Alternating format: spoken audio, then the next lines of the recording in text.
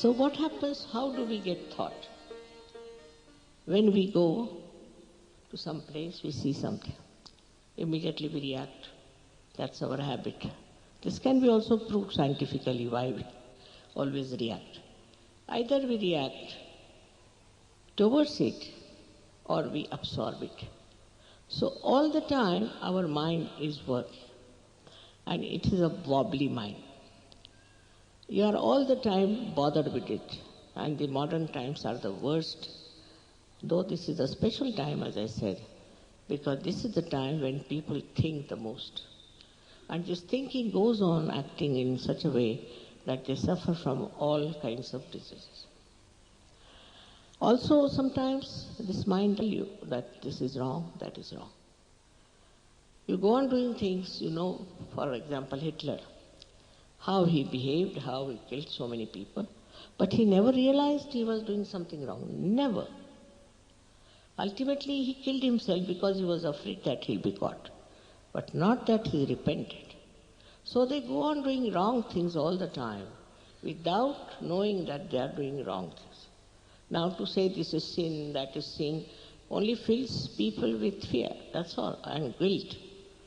But actually, when you become the self, in the light of the self, you know what is right and what is wrong, what should be avoided, what is not beneficial for you. You just know, because you know about yourself. You get the self-knowledge. That is, you can feel your centers as being told to you on your fingertips. This again is said in the Quran, that at the time of Qiyamah, the last judgment, your hands will speak. But whole thing gets perverted sometimes by using it for a wrong purpose. That's how we have destroyed sometimes the real knowledge, the subtle knowledge of our being.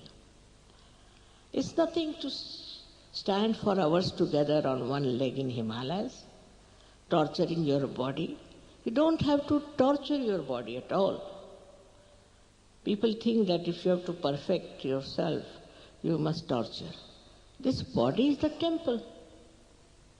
What is the use of building temples after temples when you cannot build your own temple? This body is the temple, and why should you torture this body? You must look after this body.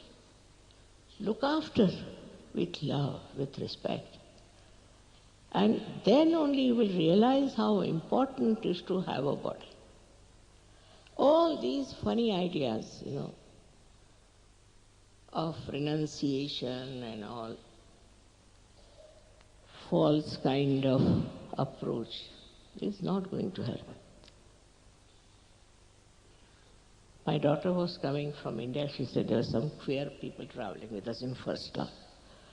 So they wouldn't allow the air hostess to come and serve them because they cannot allow an air hostess to talk to them. So I said, did you talk to them? I said, how could I? I am a woman. How would talk to me? Because she's a woman, nobody would talk.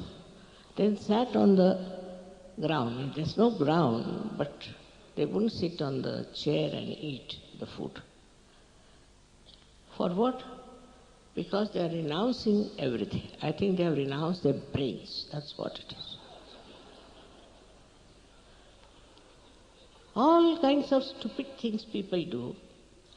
For what? To achieve that state of tranquility, the state of self-realization, of self-knowledge. But just think of it, which is what has to happen inside. What's the use of doing something outside? Unnecessarily making a mess of yourself and of others.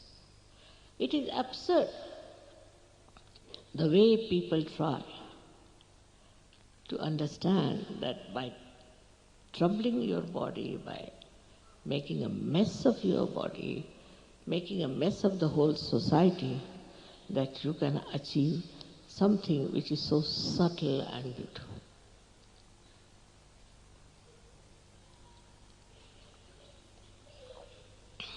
Now the scientists call this all-pervading power, which I say, of divine love, as cosmic energy. Now they may call it by any name. But it's nothing solid. It is love. It is love of God.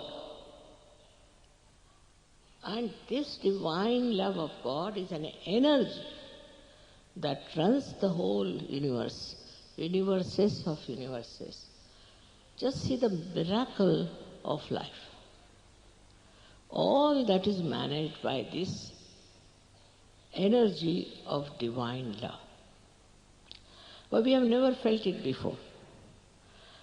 So we don't know what it is.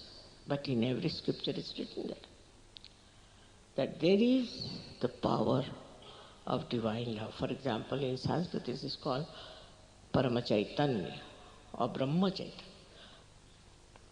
In every scripture it is being described, but for people it's some sort of a unknown thing.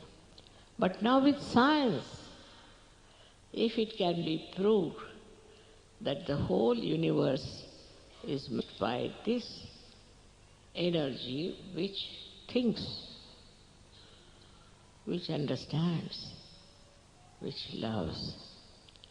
For example, the same scientist came to see me to have an interview with me. I'm smiling all the time.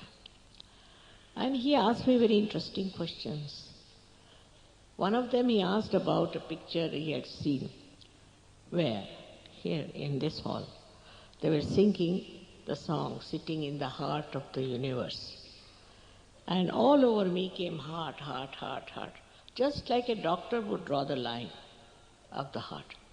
So many hearts drawn with the rays of light. And he asked, what is this, mother? How do they know that they are singing this song? I said, because I know, so they also know. Precisely how do they do things? Because they know. They know more than anyone can know. Not only that, but the way our genes and all those things are there is a very subtle thing, no doubt, but is all managed by this power of divine love.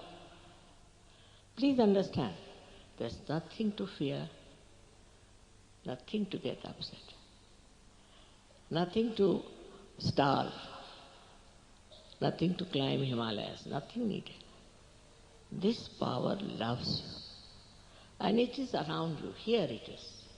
It is everywhere. And it pulsates. It vibrates. It creates everything.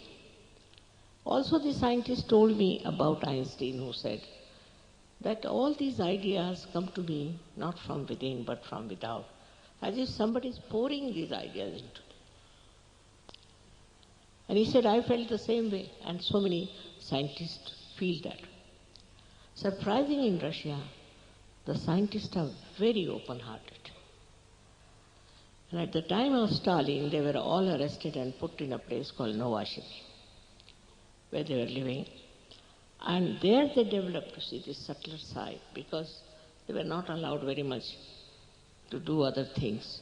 So they developed the subtler side of human beings. And there they found out also about auras. He is one of them. Auras, that human beings have auras, and from the auras you can diagnose their disease.